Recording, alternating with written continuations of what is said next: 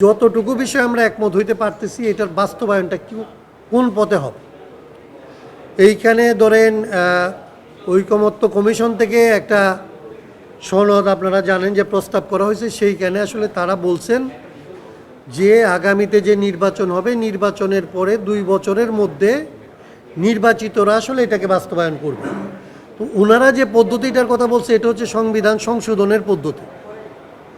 আমাদের এইখানে এই বছর যে লড়াইটা 24-এর যে লড়াইটা, এই লড়াইটা আসলে সংবিধান সংশোধনের জন্য হয় নাই। এই লড়াইটার 2টা জায়গা ছিল। একটা হচ্ছে একেবারেই হয় আপনার সংবিধান সংস্কার করতে হবে, কারো কারো আসলে এই সংবিধানকে নতুন করে একবার পুনর্লিখন করা এই জায়গাগুলির মধ্যে আছে।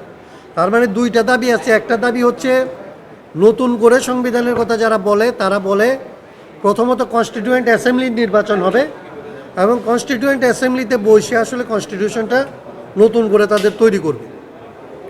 আমরা যারা সংস্কারের রাজনীতিটা করি আমরা বলছি যে নির্বাচনটা হচ্ছে একটা রিফর্ম অ্যাসেম্বলির নির্বাচন হবে। এই রিফর্মের নির্বাচনটা করে এই রিফর্ম যে অ্যাসেম্বলি হবে তারা আসলে রিফর্মটা করবে। যদ্দূর রিফর্মের ব্যাপারে আমরা সবাই মিলে একমত হব, এইটাকে প্রথমত রিফর্মটা করে ফেলতে হবে। এই বিষয়টার সাথে আসলে একটা কনফ্লিক্টিং বাস্তবতা দাঁড়ায়। অনেকে মনে করে যে রিফর্ম অ্যাসেম্বলির ইলেকশন যদি হয় তাহলে আসলে জাতীয় সংসদ নির্বাচন পিছিয়ে যাবে।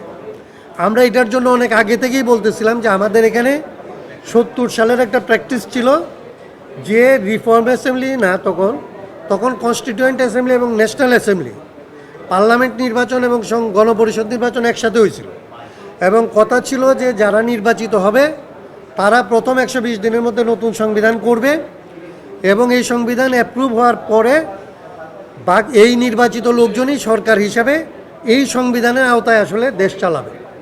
আমরা এবার এটাকে বলতেছি যে ওই এক্সাম্পলটা আমাদের এখানে আসলে রিফর্ম অ্যাসেম্বলি হিসাবে প্রথম অধিবেশনে নির্বাচিত হয়ে আসবে যারা, তারা প্রথম অধিবেশনে রিফর্ম অ্যাসেম্বলি হিসাবে বসে যা কিছু বিষয় আমাদের ঐকমত্য হয়েছে এইগুলি নিয়ে আলাপ আলোচনা করে প্রথম অধিবেশন এটাকে বাস্তবায়ন করে ফেলবে। রিফর্মটা করার পরে তারা এই রিফর্ম কনস্টিটিউশনের অধীনে সরকার হিসাবে শপথ নেবে এবং সরকার হিসাবে তারা দেশ পরিচালনা করবে। এবং এই বক্তব্যটা আমরা বলতেছি যে সনদ যেটা হবে এই সনদের মধ্যে এই বক্তব্যটাকে অন্তর্ভুক্ত করা লাগবে। 2 বছরের জন্য যে এই গল্পটা করা হচ্ছে এই গল্পটা হচ্ছে 90-এর যে এক্সপিরিয়েন্স, 71-এর যে এক্সপিরিয়েন্স, সেই এক্সপিরিয়েন্সের এই আরেকটা রিপিটেশন, আরেকটা ভয়ের মধ্যে আসলে মানুষের মধ্যে এক ধরনের একটা অনিশ্চয়তার অবস্থা তৈরি করবে। সেদিক থেকে আমরা আমাদের জায়গা থেকে এই সনদের মধ্যে এই 2 বছরের ক্লস্টার বদলে এই অংশটা অন্তর্ভুক্ত করার প্রস্তাবটা আমাদের দিক থেকে আমরা তুলছি। ভবিষ্যতে এটা নিয়ে হয়তো আলোচনা হবে, দেখা যাক কী হয়।